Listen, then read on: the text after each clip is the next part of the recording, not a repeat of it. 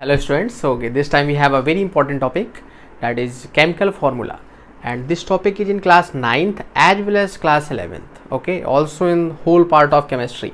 So that means यहाँ पर हमें ये पढ़ना है आपके पास कि कैसे हम empirical formula फॉर्म करते हैं as well as molecular formula, also structural formula. So that means we will just study about the topics of chemical formula. Clear? So this one is very important topic. You have to just focus is. आज almost examples भी इसके बहुत सारे कराने हैं जिससे कि आपको क्लियरली समझ में आ जाएगा कि कैसे हम एम्पिरिकल फार्मूला फॉर्म करते हैं. इनिशियली स्टार्टिंग करेंगे हम आपके पास what is chemical formula. Actual में है क्या केमिकल फार्मूला. बहुत सारी जगह आपने पढ़ा होगा कि हाँ chemical formula of this, chemical formula of this. So what is chemical formula, that is the main question.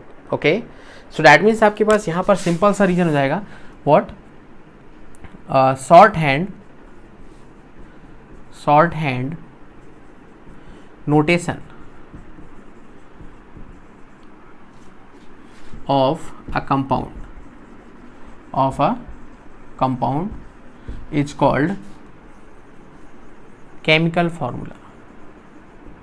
बात समझ में आ रही है आपके पास कि डैट मीन्स आपके पास हमने पढ़ा होगा, शायद आपने शुरुआत में देखा हो क्या कि जैसे हमने देखा था कि ऑलमोस्ट कोई भी आप एग्जांपल ले लो, जैसे आप ले लो ऑलमोस्ट कैल्शियम ऑक्साइड, तो बोला जैसे केमिकल फार्मूला क्या है तो CaO. यदि बोला जाए लाइम स्टोन तो CaCO3.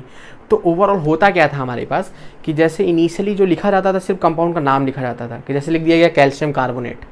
अब समझिएगा कितनी स्पेलिंग्स आ गई, कैल्शियम फिर कार्बोनेट. ऐसे लिख दिया गया मैग्नीशियम हाइड्रोक्साइड तो मैग्नीशियम हाइड्रोक्साइड. तो क्या किया गया कि इन कंपाउंड को शॉर्ट हैंड रिप्रेजेंटेशन किया गया. बात समझ में आ रही है कि डैट मीन्स आपके पास जो उसमें एलिमेंट यूज हुआ है उसका सिंबल यूज किया जाने लगा, और जब उसका सिंबल यूज किया जाने लगा तो उसी को बोल दिया गया कि शॉर्ट हैंड. शॉर्ट हैंड का मतलब कि उसको हमने शॉर्ट में लिख दिया, क्या यूज करके, उसके सिंबल्स का यूज करके. तो short hand notation of a compound कि किसी एक कंपाउंड का आपने उसके एलिमेंट्स के सिंबल का यूज करके जब उसको रिप्रेजेंट कर दिया तो वहाँ से फॉर्म हो गया आपके पास क्या, chemical formula. Chemical formula 3 types के होते हैं, एम्पिरिकल फार्मूला, मॉलिक्यूलर फार्मूला और स्ट्रक्चरल फार्मूला. क्लियर. तो स्ट्रक्चरल फार्मूला तो क्लास 11th में आपका 4th चैप्टर केमिकल बॉन्डिंग में पूरी डिटेल से आपको पढ़ाया जाएगा. तो अभी हम सिर्फ 2 पे आपका वर्कआउट करेंगे. ये दोनों टॉपिक्स आपके 9th में भी हैं as usual, chapter number 3 atoms and molecules में. क्लियर. और क्लास 11th में फर्स्ट चैप्टर में है some basic concepts of chemistry में. तो डैट मीन्स हम इसको वर्कआउट करते हैं क्या, एम्पिरिकल फार्मूला में. तो सबसे पहले इनकी डेफिनेशन लिख लेते हैं, उसके बाद देख लेते हैं जरा एम्पिरिकल फार्मूला की डेफिनेशन. एम्पिरिकल फार्मूला, तो ये तो आपको समझ में आ गया कि क्या कंडीशन थी हमारे पास, short hand notation of a compound. Clear. Empirical formula देखिएगा हमारे पास the simplest formula. What, simplest, सबसे छोटा. The simplest formula of a substance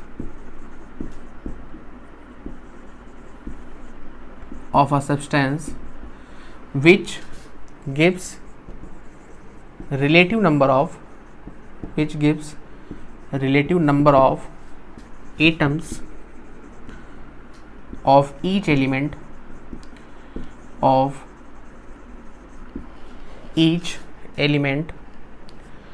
relative number of each element in a molecule of that substance. Clear. बात समझ में आ रही है. तो अभी इसको हम वर्कआउट करेंगे, आपको एग्जांपल के थ्रू हम समझाएंगे, तो वहाँ पर आप समझ पाएंगे कि एक्चुअल में ये क्या है. अभी डेफिनेशन ले लेते हैं आपके पास मॉलिक्यूलर फार्मूला. तो ये डेफिनेशन एक्चुअली इंपॉर्टेंट क्या है कि जब हम बोर्ड एग्जाम पे पर्पज़ पे तैयारी कर रहे हैं तो ऑलमोस्ट हमें हर एक थ्योरी प्रॉपर क्लियर होनी चाहिए. थ्योरी क्लियर होने का मतलब ये नहीं है कि आपके पास हम थ्योरेटिकल हो गए. थ्योरी होने का क्लियर होने का मतलब ये कि आपके कॉन्सेप्ट जो हैं वो क्या है, स्ट्रॉन्ग है. सो डैट मीन्स थ्योरी से बोर होने की कोई नीड नहीं है. मॉलिक्यूलर फार्मूला क्या हो जाएगा हमारे पास, symbolic representation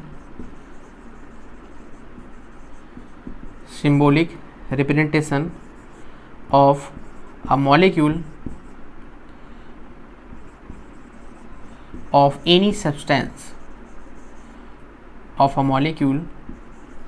of any substance by indicating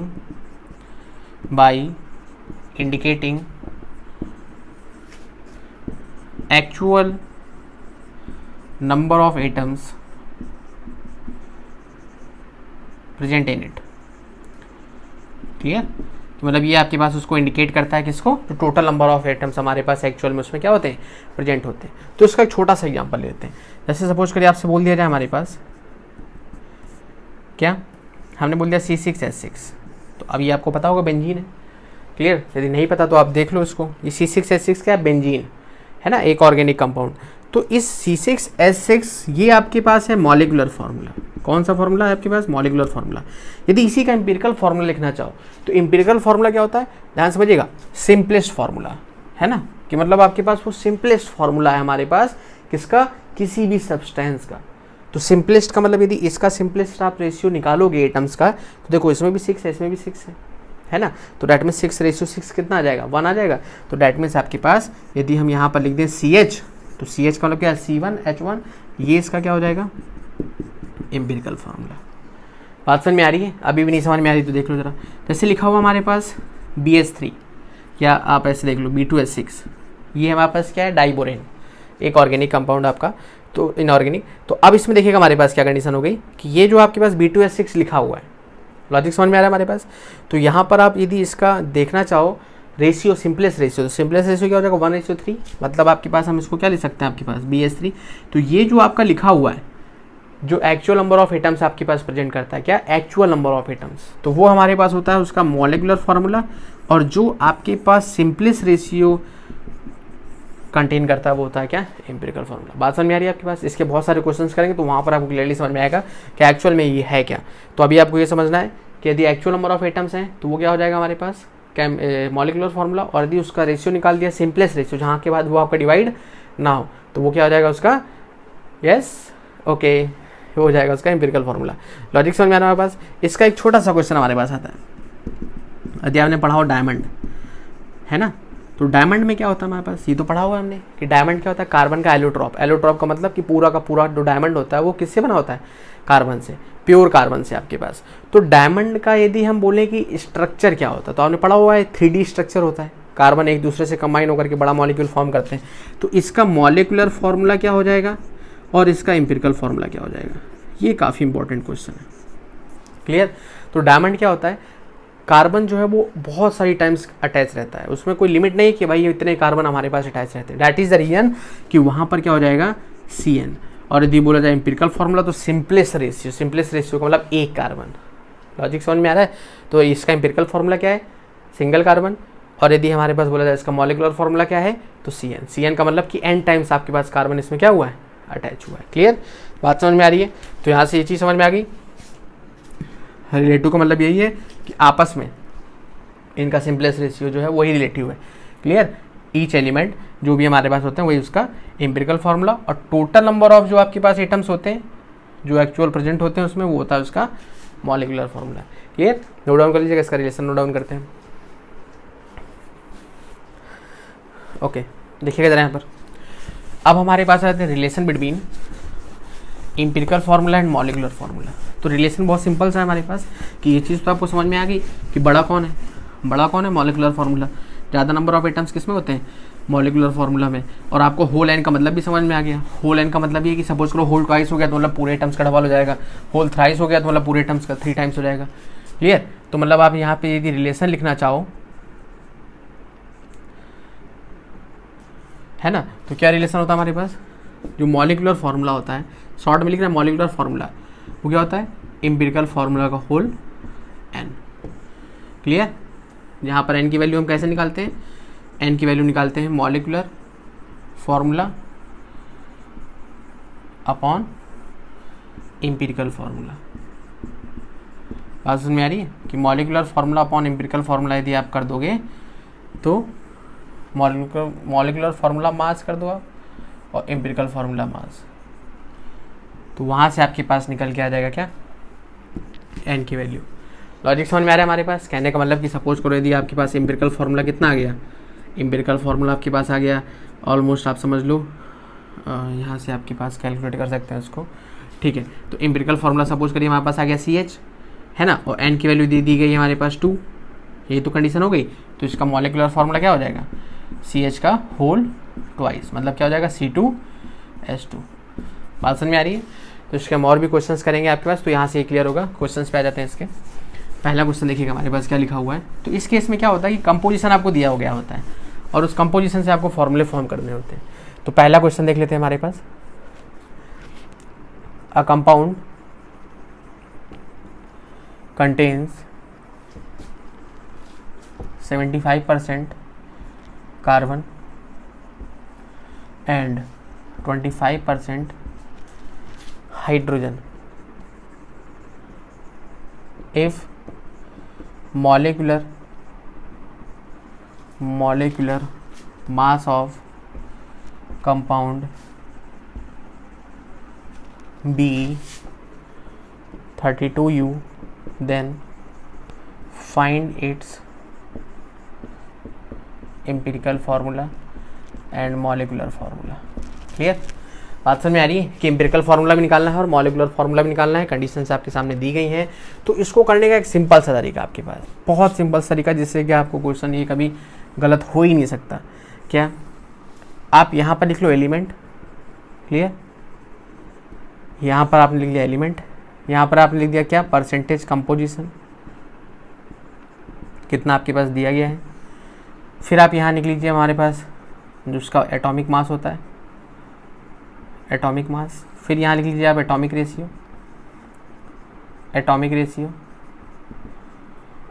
clear? और लास्ट वाला आपके पास हो जाता है सिंपल एटॉमिक रेशियो। क्या? Simple atomic ratio. लॉजिक समझ में आ रहा है आपके पास? अभी क्या समझ में आ रहा होगा? खैर अभी आएगा। तो एलिमेंट क्या दिया गया हमारे पास? एलिमेंट दिया गया आपके पास कार्बन और क्या दिया गया, हाइड्रोजन। अब कार्बन का तो सबको पता है कि यदि हम बोल रहे एटॉमिक मास कितना होता है 12, हाइड्रोजन कितना होता है तो 1। क्लियर? क्वेश्चन करते हैं। तो अभी देखिए जरा, ये एक बेसिक सा क्वेश्चन है कि जब कभी भी आपके पास कोई एक कंपाउंड है, तो हमने पढ़ाया था आपको कि 100% होगा। अब 100% में 75% है, तो इसका हम कह सकते हैं कि कितना है, 75 ग्राम है। और यदि बोला जाए कि ये हमारे पास कितना है, तो ये आपके पास तो मास दिया गया उसका, ये कितना है तो 25 ग्राम। लॉजिक समझ में आ रहा है? तो मतलब कार्बन कितना है 75 ग्राम और ये कितना है 25 ग्राम। आपको जो परसेंटेज दिया गया होता है वही आपके पास उसका क्या दिया गया होता है, गिवन मास। तो मतलब यहाँ पर ये 75 है और ये कितना है हमारे पास 25, इसका मास होता है 12, इसका कितना होता है आपके पास 1। तो हमने क्या पढ़ाया हुआ आपके पास, एटॉमिक जो रेशियो होता है, याद रखिएगा हमारे पास कहीं साइड पे लिख लीजिएगा आप कि जो एटॉमिक रेशियो होता है, एटॉमिक रेशियो वो क्या होता है आपके पास, mass percent upon atomic mass, है ना। तो जो इसका रेशियो होता है उसी को बोलते हैं क्या, एटॉमिक रेशियो। तो मतलब 75/12 कर दें तो क्या आ जाएगा हमारे पास 6 टाइम्स, और फिर उसके बाद बचा आपके पास कितना 3, तो 2 5। ओके, यहाँ से देख लो आप, तो 25/1 कितना आ गया हमारे पास 25। कोई प्रॉब्लम यहाँ तक? कोई प्रॉब्लम नहीं। अब आपके पास पहला क्या था, एलिमेंट का कॉलम, दूसरा क्या था परसेंटेज कंपोजिशन का कॉलम, तीसरा क्या था एटॉमिक मास का कॉलम, चौथा क्या था आपके पास एटॉमिक रेशियो कॉलम, पांचवा कॉलम है सिंपलेस्ट एटॉमिक रेशियो। तो जो वैल्यू सबसे कम होती है उसी का डिवाइड करा देते हैं सारी वैल्यूज में। कहने का मतलब सिंपलेस्ट एटॉमिक रेशियो, तो मतलब ये तो फैक्ट है कि मतलब किससे, एटॉमिक रेशियो से, और वो भी सिंपलेस्ट एटॉमिक रेशियो से। इसका मतलब साफ है कि ये जो वैल्यू इनमें से जिसकी सबसे कम होगी उसी का डिवाइड करा देना इन दोनों में। तो सबसे कम कौन सा है 6.25 या 25, ये सर कम है। ओके, इसको लेते हैं। तो इसी से आप क्या करोगे, इनमें डिवाइड करा दोगे। तो क्या आ गया हमारे पास 1, 25 में कितने का डिवाइड करा दोगे 6.25, और कितना आ गया 4। बात समझ में आ रही? तो मतलब कार्बन के एटम्स कितने हो गए 1 और हाइड्रोजन के एटम्स कितने हो गए 4। यही होते हैं क्या, नंबर ऑफ एटम्स। बात समझ में आ रही है? तो मतलब यहाँ से जो निकल के आएगा वो आएगा एम्पिरिकल फार्मूला, और एम्पिरिकल फार्मूला क्या हो जाएगा C1H4, कहने का मतलब CH4। क्लियर? तो मतलब एक पार्ट तो निकल आया आपके पास, नंबर ऑफ एटम्स आ गया आपके पास, तो आपने निकाल लिया उसको, कोई प्रॉब्लम नहीं थी हमारे पास। अब बात निकाली मॉलिक्यूलर फार्मूला की। तो मॉलिक्यूलर फार्मूला तभी निकल सकता है जब आपको n की वैल्यू पता हो। और n की वैल्यू कैसे निकल सकती है, जब हमारे पास मोलर मास पता हो। मोलर मास कितना दिया गया है 32। एम्पिरिकल फार्मूला मास देख लीजिए यहाँ पर 12 + 4 कितना आ जाएगा 16। तो एम्पिरिकल फार्मूला मास कितना दिया गया है 16। तो n की वैल्यू क्या आ गई 2। तो मॉलिक्यूलर फार्मूला निकालना है तो क्या हो जाएगा, जो आपके पास था एम्पिरिकल फार्मूला क्या था CH4, इस पूरे का क्या हो जाएगा होल ट्वाइस हो गया, n होता है ना यहाँ पर, तो क्या आ जाएगा हमारे पास C2H8। ये दो आंसर आ गए आपके पास, कोई प्रॉब्लम? नहीं है, नोट डाउन करिए जल्दी से। दूसरा करते हैं हम, यहीं पर एक कंपाउंड है, उसमें यहाँ पर थोड़ा सा कंपोजिशन चेंज कर देते हैं। इससे ही आपको बहुत अच्छे अच्छे क्वेश्चंस कराने वाले हैं हम आपको, मज़ा आ जाएगा आपको, फीलिंग। खैर देख लेते हैं ज़रा यहाँ पर, हम इसी में कर देते हैं 69.9 इतना % आपके पास कार्बन ना करके यहाँ पर आयरन कर देते हैं। ये कुछ बहुत फेमस क्वेश्चंस हैं, इसलिए नॉर्मली याद है। ये 31.1% आपके पास यहाँ पर हमने कर दिया आयरन है, तो इसके साथ आप कर दो ऑक्सीजन, क्योंकि इसका ज़्यादा अच्छा कंपाउंड फॉर्म होता है। क्लियर? और इसको कर दो आप 320 ओके, या 160 रहना तो ज़्यादा बेटर है, डबल का तो एक कर ही लिया हमने। ओके ठीक है, यहाँ पर सेम वही फार्मूला फॉलो करना है, आपको नया बनाना पड़ेगा, हम तो उसी में काम चला लेंगे। खैर, तो लॉजिक समझ में आना चाहिए, टेबल वाइज करने से बहुत अच्छा इम्पैक्ट पड़ता है एग्जामिनर के ऊपर, है ना। तो इस चीज़ को थोड़ा सा वर्कआउट करिए। देखिए नॉलेज कितना है वो मैटर नहीं करता, मैटर ये करता है आप उसको सामने दिखा कैसे रहे। क्लियर? सो हम यूट्यूब पे नए हैं ये ठीक है, बट हमारा नॉलेज कैसे दिखेगा ये हमें डिसाइड करना है। क्लियर? खैर वो बात की बातें देखते हैं ज़रा यहाँ पर। तो ये आपका हो गया Fe, ये क्या हो गया O। क्लियर? दो एलिमेंट्स हैं हमारे पास, कौन कौन से? आयरन, आयरन का सिंबल क्या होता है Fe, और ऑक्सीजन का क्या होता है हमारे पास O। तो दो हमारे पास हो गया Fe और O। क्लियर? अब यहाँ पर देख लो परसेंटेज कंपोजिशन कितना दिया गया 69.9, और इसका क्या दिया गया है 30.1। जो हमारे पास मास होता है Fe का अप्रॉक्सीमेट 55.85 होता है, बट हम क्यों इतना उसको हार्ड ले जाएं, 56 लिख सकते हैं। और ऑक्सीजन को तो आपको पता ही है 16 है ना, तो यहाँ से आप देख लो ये 56 हो गया, ये आपका 16 हो गया। यहाँ पर आप उसका रेशियो निकाल लो, और यहाँ पर भी रेशियो निकाल लो। क्लियर? तो अब यहाँ पर देखोगे तो आपके पास 56 से डिवाइड करा दो तो ये पॉइंट हट जाएगा, तो यहाँ 0 बढ़ जाएगा, तो 1 टाइम जाएगा आपके पास 569 3 1 पॉइंट लग गया, 0 लग गया, तो कितना गया 2 times. Okay okay okay okay okay okay okay okay 5 times approximate, हाँ, तो 1.25 आ गया आपके पास। क्लियर? और यहाँ पर देख लो, तो ये तो डायरेक्टली हम 16 से डिवाइड करा दें, 16 की टेबल तो आती है हमें, 16 × 1 16, 14 बचा आपके पास 1, तो 128, फिर 13 बचा आपके पास 130, 128। क्लियर? तो मतलब 1.88। तो अब इसमें सबसे छोटा कौन सा है ये। क्लियर? ये तो समझ में आ रहा है, तो उसी का डिवाइड करा देना है सब में।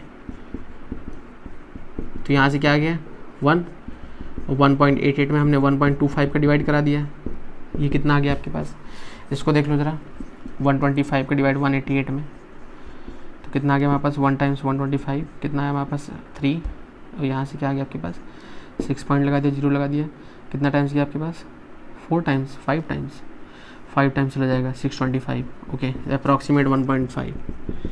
अब बोलो सर ये क्या कर दिया आपने, हमने कहाँ कर दिया, हम तो कैलकुलेशन कर रहे हैं।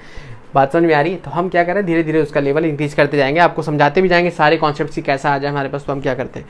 तो अब यहाँ पर जो रेशियो आ रहा है वो आपका सिंपलेस्ट रेशियो नहीं आ रहा है, सिंपलेस्ट रेशियो किस में होना चाहिए, होल नंबर में होना चाहिए, और ये तो आपका फ्रैक्शन में आ गया 1.5 आ गया। तो आप क्या करोगे, तो इसका मतलब ये कि अब आप वो उस मिनिमम क्वांटिटी से मल्टीप्लाई कराओगे कि सारे के सारे किस में कन्वर्ट हो जाए, होल नंबर में कन्वर्ट हो जाए। बात समझ में? तो मतलब मिनिमम क्वांटिटी क्या होगी, अब 0 तो होगी नहीं, देखो है ना, क्योंकि सब खत्म हो जाएगा, तो क्या होगी 1 कराओगे तो कोई फर्क नहीं पड़ेगा, तो क्या हो सकती है 2 कराओगे तो आप क्या हो जाएगा 2, और इसमें 2 करा दिया तो कितना आ जाएगा पास 3। बात समझ में आ रही है? तो सिंपलेस्ट जो रेशियो आपको मिला होल नंबर का वो कहाँ से मिला, जब हमने 2 का दोनों में क्या करा दिया मल्टीप्लाई, और डैट मीन्स हमको यहाँ से मिल गया एटम्स। Fe के एटम्स कितने हो गए 2, ऑक्सीजन कितने हो गए 3। तो एम्पिरिकल फार्मूला क्या हो गया हमारे पास, भूलिएगा क्या, आवाज़ नहीं आ रही, ओके Fe2O3। क्लियर? बात समझ में आ रही? अब हमको निकालना है क्या n, क्योंकि हमको मॉलिक्यूलर फार्मूला भी निकालना है। तो n निकालने के लिए हम क्या करेंगे, n निकालने के लिए हमारे पास जो मास दिया गया 160 है अपॉन एम्पिरिकल फार्मूला मास, इसका टोटल मास निकाल लो, तो क्या हो जाएगा 56 × 2 प्लस 16 × 112, और ये क्या हो गया 48, कितना आ गया आपको 160। अब देखिए 160 यहाँ पर भी आ गया, डिवाइड होकर कितना आ गया 1, तो मतलब आपके पास जो मॉलिक्यूलर फार्मूला है वो क्या हो जाएगा, एम्पिरिकल फार्मूला इस पूरे का क्या हो जाएगा होल n एन की वैल्यू 1 है, तो मतलब जो आपका मॉलिकुलर फार्मूला होगा वही आपका क्या हो जाएगा, एम्पिरिकल फार्मूला। कोई प्रॉब्लम है यहाँ पर, कोई भी प्रॉब्लम? तो आपने देखा यदि ये रेशियो आपका ऑलमोस्ट फ्रैक्शन में हो जाए तो इसको हम क्या कर सकते हैं, सिंपलेस्ट रेशियो में कन्वर्ट कर सकते हैं, होल नंबर में क्या करके, by multiplying any almost simpler digit. Clear? Okay, note down कर लीजिएगा। एक और क्वेश्चन है छोटा सा। अब इसमें आपके पास कुछ और चेंजमेंट होगा। देखिए जरा यहाँ पर हमने क्या कर दिया, आपके पास 78.2% कर दिया यहाँ पर बोरॉन, और हमने यहाँ पर 20, अब देखिए टोटल परसेंटेज 100% होता है, ये चीज़ आप याद रखिएगा, 21.8%, तो इसमें कोई डाउट करने की ज़रूरत नहीं है। और ये आपके पास हो गया हाइड्रोजन। क्लियर? तो बोरॉन का तो आपको पता ही होगा, एटॉमिक नंबर 5, मास नंबर आपके पास 11, और ऑक्सीजन कितना हो जाएगा 16, सॉरी हाइड्रोजन का 1। Okay clear? सेम लॉजिक आपके पास, इरेज कर दें, हम तो कर देंगे, आपको करना पड़ेगा, खैर बोले सर कर लेंगे हम, आलसी नहीं है। Very good. ओके, सो यहाँ पर हमने आपके पास एलिमेंट्स चेंज कर दिए, और उसके बाद हम उसका निकालेंगे ये एटॉमिक रेशियो। एटॉमिक रेशियो देखेंगे कैसा आ रहा है, और यदि आपका सिंपलेस्ट आ रहा है तो ठीक है, और यदि नहीं आ रहा है तो बाई मल्टीप्लाइंग सिंपलर डिजिट हम उसको होल नंबर में कन्वर्ट कर लेंगे। तो हमने लिया बोरॉन, हमने लिया हाइड्रोजन, परसेंटेज कितना दिया गया 78.2, उसका कितना दिया गया 21.8। मास आपके पास क्या दिया गया है, इसका तो आपके पास दिया गया 11, और इसका क्या दिया गया 1। आप डिवाइड कराइए, तो 78.2 अपॉन 11, तो 7 टाइम्स गया, 1 बचा आपके पास, फिर से 1 टाइम चला गया, तो 7.1 है ना, 7 टाइम्स गया 1, ठीक है 1, ठीक है। और यहाँ से देखो आप 21.8 है, 1 से डिवाइड करा दिया तो कितना बचा 21.8। क्लियर? कोई प्रॉब्लम यहाँ तक? 1 से डिवाइड करा दिया ना आपने। अब इसमें देखो छोटा कौन सा है, छोटा आपका ये, तो इसके दोनों से डिवाइड करा दो, क्या हो जाएगा 7.1 अपॉन 7.1, क्या हो जाएगा यहाँ से 1, और 21.8 अपॉन 7.1। अब यहाँ से यदि आप डिवाइड कराते हो तो अब आप देख लो जरा कंडीशन हमारे पास क्या हो जाने वाली है। कंडीशन कुछ ऐसी हो जाने वाली है कि यहाँ से 3 टाइम्स कराओगे, 3 टाइम्स समथिंग 3.0 कुछ आएगा समथिंग। तो मतलब आप यदि थोड़ी सी वैल्यू, देखो राउंड ऑफ तो हमने पढ़ा हुआ है, नहीं पढ़ा हुआ है तो आप उस वीडियो को देख सकते हो जाकर के प्लेलिस्ट में। क्लियर? कि मतलब आपके पास यदि समथिंग ये 3.0 समथिंग कुछ करके आएगा, क्लियर, कुछ भी हमारे पास समथिंग ऐसा, तो अब ये तो वैल्यू बहुत स्मॉल हो गई ना आपके पास, तो डैट इज अ रीजन कि हम इसको क्या कर सकते हैं, नेगलेक्ट कर सकते हैं। तो हमने 3 लिख दिया, तो यहाँ से आपको सिंपलेस्ट रेशियो मिल गया, तो कोई दिक्कत नहीं थी। बोले सर ये तो इजी था, इसमें क्या करा दिया आपने, देख लेते हैं जरा। तो एम्पिरिकल फॉर्मूला क्या है हमारे पास, BH3, कि B में 1, हाइड्रोजन में आपके पास 3। क्लियर? अब इसका हमें निकालना है n, तो अब n देखिए जरा हमारे पास, n तो हमने यहाँ पर लिखा ही नहीं था, n इसका दिया गया था हमारे पास 27.6। बोले सर इसमें कुछ जोड़ लग रहा है हमको, खैर देख लेते हैं। इसका क्या हो जाएगा हमारे पास 11 + 3 कितना आ गया 14। अब यहाँ पे आ गया 14। अब देखो जरा आप इसमें जब डिवाइड कराओगे तो देख लो जरा क्या आ रहा है, 14 का डिवाइड करा दोगे आप 27.6 में, तो 14 × 1 14, 13 आपके पास 6, 9 टाइम्स ज़्यादा हो जाएगा आपके पास। ओके 8 टाइम्स,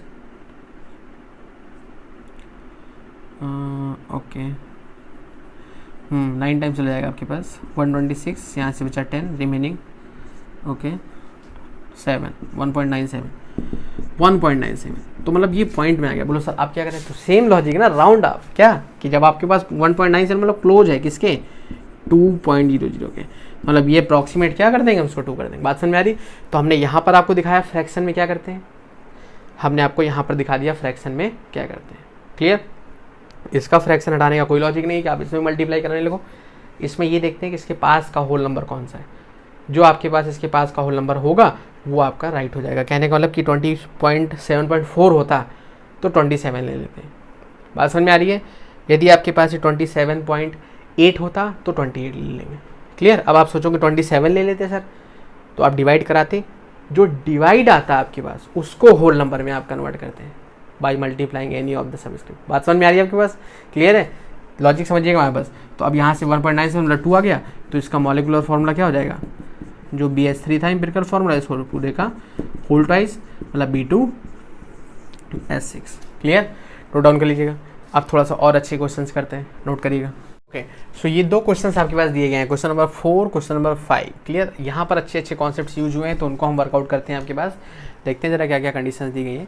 तो जो पहला वाला हमारे पास कंपाउंड दिया गया है, तो उसमें आप देख पा रहे होंगे कि यहाँ पर हमारे पास लिखा हुआ है 11.9% नाइट्रोजन, उसके बाद आपके पास दिया गया 32% आपका हाइड्रोजन, 41.2% क्रोमियम और 44.4% ऑक्सीजन।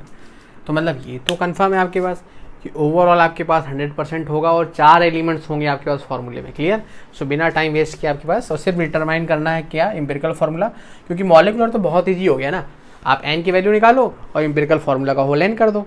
एन कैसे निकालना है, molecular mass upon empirical formula mass, बहुत ईजी है। तो यदि मोलर मास दिया गया क्वेश्चन में तब तो आप निकाल सकते हो मॉलिक्यूलर फार्मूला, यदि मोलर मास नहीं दिया गया तो कोई निकालने की जरूरत ही नहीं। क्लियर, ये आपके पास दिए गए एटॉमिक मास, सिंपल सा बिना टाइम वेस्ट किए हुए आपके पास आपने एक टेबल कंस्ट्रक्ट करी। उस टेबल में आपने सीधा सा लॉजिक जो एज यूजुअल आपने किया हुआ था,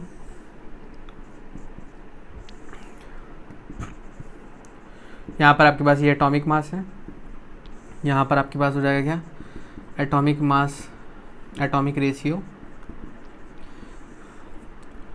और यहाँ पे हो जाएगा आपके पास सिंपल एटॉमिक रेशियो, शॉर्ट में लिखा हुआ है। Clear, okay. सो वीडियो बनाते समय टाइम का भी ध्यान देना पड़ता है। ओके, सो यहाँ पे देखिए जरा, एन नाइट्रोजन हो गया आपके पास 11.2 दिया गया है, और एटॉमिक मास आपके पास इसका पता है 14 होता है। यहाँ पर हम देख लें नाइट्रोजन के बाद क्या दिया गया आपके पास, हाइड्रोजन कितना दिया गया हमारे पास 3.2%, और ये कितना होता है मास 1। हाइड्रोजन के बाद क्रोमियम Cr कितना दिया गया आपके पास 41.2, इसका एटॉमिक मास दिया गया है 52, और लास्ट है आपके पास ऑक्सीजन कितना दिया गया 44.4 और एटॉमिक मास 16। तो सीधा चला जाइए डिवाइड कराना है आपको, तो 11.2 में डिवाइड करा देना कितने का 14 का, तो 14 × 8 टाइम्स जाएगा आपके पास 112, तो 0.8। यहाँ से देख लो 3.2 डिवाइड बाई 1 तो क्या आ जाएगा 3.2। यहाँ से देख लो आप 41.2 अपॉन 52 डिवाइड करोगे कितना आ जाएगा 1 टाइम्स जाएगा, 9 टाइम्स 45 हो जाएगा, अप्रॉक्सीमेट 8 टाइम्स ये भी जाएगा। और यहाँ पे देख लो तो 3 टाइम्स गया आपके पास 44.4 अपॉन 16, तो 2 टाइम्स। ओके, फिर उसके बाद 8 128, ठीक है, थोड़ा डिफरेंस था। ठीक है, तो अब यहाँ सबसे लोवेस्ट कौन सा हो गया 0.8, तो 0.8 से हमको सब में क्या करा देना है, डिवाइड करा देना है। तो यहाँ से क्या आ गया आपके पास 1 आ गया, यहाँ पर 3.2 में डिवाइड करा दो 0.8 से क्या आ गया आपके पास 4 आ गया, यहाँ पर 0.8 से डिवाइड करा दो क्या आ गया आपके पास 1 आ गया, यहाँ पर 2.8 में 0.8 से डिवाइड करा दो क्या आ गया आपके पास 3 टाइम्स, और ये आया 3.5। क्लियर, बात समझ में आ रही है? बोलो सर अब हमको समझ में आ गया। क्या समझ में आ गया? बोलो सर अब यहाँ पर 2 का मल्टीप्लाई कराओगे आप। क्लियर, बात समझ में आ रही है? क्यों कराएंगे? क्योंकि 1 से तो कोई डिफरेंस होने वाला नहीं और होल नंबर में कन्वर्ट करना है। यदि 3.1 के आसपास होता तब तो हम 3 कर देते, यदि 3.9 होता तो हम 4 कर देते, लेकिन ये तो बीच में फंस गया, तो इस केस में तो हम कुछ कर नहीं सकते उसको अप्रॉक्सीमेट, तो इसलिए इसको हमें कन्वर्ट करना पड़ेगा होल नंबर में, और करने के लिए हमें 2 का मल्टीप्लाई कराना पड़ेगा। तो 2 का मल्टीप्लाई तो क्या हो गया 7, यहाँ पर भी 2 का होगा। अब ऐसा नहीं कि एक में हो जाए, फिर तो सब में होगा। तो फॉर्मूला क्या मिल गया हमको N2, यहाँ से क्या मिल गया आपके पास H8, और यहाँ से क्या मिल गया Cr2, और क्या मिल गया O7। बोलो सर ये क्या बन गया, इसका तो कुछ नाम ही नहीं है ना, इसका नाम देखो ना आप, ये इसका एम्पिरिकल फॉर्मूला हो गया, ये तो क्वेश्चन निकालना था हमें। अब इसको आप क्या लिख सकते हो NH4 का होल ट्वाइस। बोले सर ये अच्छा बता दिया आपने। क्लियर, बात समझ में आ रही है? NH4 क्यों? क्योंकि आप देखो जरा इसका होल ट्वाइस करोगे तो 2 नाइट्रोजन है और 8 हाइड्रोजन है, और Cr2O7 डाइक्रोमेट है, तो क्या हो गया अमोनियम डाइक्रोमेट। क्लियर, सबका नाम जरूरी नहीं है, इसका तो आपको बता दिया। आयंस में अलग करना चाहो तो क्या हो जाएगा 2NH4 प्लस और Cr2O7 2 माइनस। क्लियर, कीटायन एनायंस में नोट डाउन कर लीजिएगा बहुत स्पीड से। ओके, सेकंड क्वेश्चन पे आते हैं आपके पास, इरेज कर देते हैं। बोलो सर आप बहुत जल्दी करते हो। तो आपके पास तो टाइम है ना, वीडियो को पॉज करो, आप देखो इसको, और हमने आपको बताया कि आप सेल्फ नोट्स पे फोकस करिए। आप यदि पीडीएफ्स पे फोकस करोगे तो हम लोग कोचिंग में यही करते हैं, पीडीएफ ऑलमोस्ट नोट्स देते हैं, बट हम लोग को पता है कि सेल्फ नोट्स एक्चुअल में अच्छे होते हैं। हालांकि इनकी ज़रूरत होती है सब्स्टिट्यूएंट्स की, बट सेल्फ में क्या होता है ना कि आप अपने अकॉर्डिंग उसको शॉर्ट में भी समराइज कर सकते हो। So that is the reason कि we just focus on self notes. Carbon दिया गया है, हाइड्रोजन दिया गया है, नाइट्रोजन दिया गया है, क्लोरीन दिया गया है, as well as rest of oxygen. बोलो सर यहाँ ऑक्सीजन का परसेंटेज तो दिया ही नहीं है, तो हम तो शुरुआत से चिल्लाते चले आ रहे हैं कि आपके पास ऑक्सीजन कितना, टोटल परसेंटेज कितना होगा 100, तो डैट मीन्स आप इन सबको ऐड करो और 100 में सब्ट्रैक्ट कर दो। क्लियर? तो यहाँ से देख लो आप, सबसे पहले तो वर्क करना परसेंटेज ऑफ ऑक्सीजन निकालने का, तो क्या कर देना है 100 माइनस क्या हो जाएगा आपके पास 33.8, 4.7, 13.2, 33.4, तो क्या हो गया 8, 7, 15, 2, 17, 4, 21, 2 रिमेनिंग 5, 4, 9, 3, 12, 3, 15, 1, 3, 1, 4, 4, 5, 5, 3, 8, तो कितना आ गया आपके पास 14.9%। ठीक है, कैलकुलेशन फास्ट नहीं बनानी पड़ती है। खैर, तो अब देखिए हमारे पास कंडीशन क्या हो गई यहाँ पर, यहाँ से कार्बन आपके पास लिख दिया हमने और हाइड्रोजन देख दिया। बोलो सर इसमें तो आपने 5 कर दिए, तो हमने थोड़ा ना कर दिए, हम तो आपकी प्रैक्टिस करा रहे हैं। बोले हाँ सर। खैर, कार्बन कितना दिया गया आपके पास 33.8, हाइड्रोजन कितना दिया गया है 4.7, नाइट्रोजन कितना दिया गया है 13.2, क्लोरीन कितना दिया गया है 33.4, ऑक्सीजन कितना दिया गया आपके पास अभी अभी निकाला हमने 14.9, तो आप ऐड कर लो पूरा सेम आ रहा होगा 13, 15, 22, 30, ओके 7, 3, 10, 13, 17 और 30। क्लियर है? ओके, तो आगे यहाँ देख लो एटॉमिक मास दिया गया कार्बन का 12, हाइड्रोजन का दिया गया 1, नाइट्रोजन का 14, क्लोरीन का 35.5 और ऑक्सीजन का आपके पास 16। क्लियर?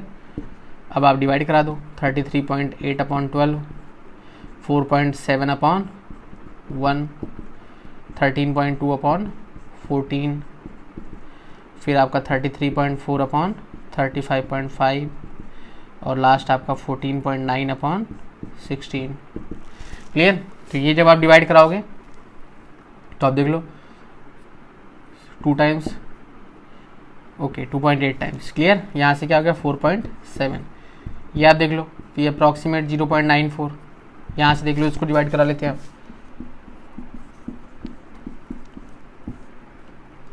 डिवाइड नहीं किया 0 आ गया 9 टाइम्स, ओके ओके